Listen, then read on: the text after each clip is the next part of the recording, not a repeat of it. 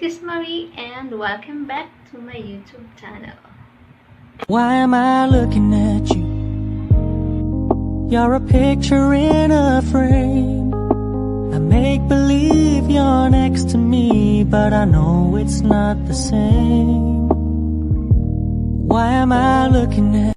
And for today's video, we're going to make a popular highball cocktail drink made with vodka and orange juice.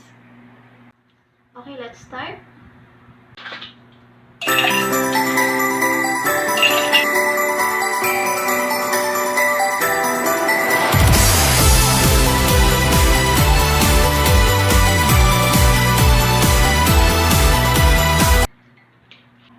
And we need a fresh orange for the garnish.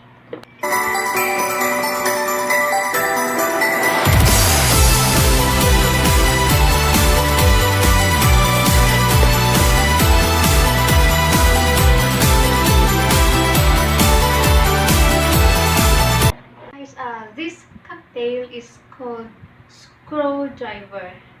Yes, kapag pumunta kayo sa mga bar, makita nyo sa menu, cocktail na screwdriver. Ito lang yun siya, vodka and orange juice. Pero bakit nga ba tinatawag siyang screwdriver? Anong kinalaman ng screwdriver sa vodka and orange juice?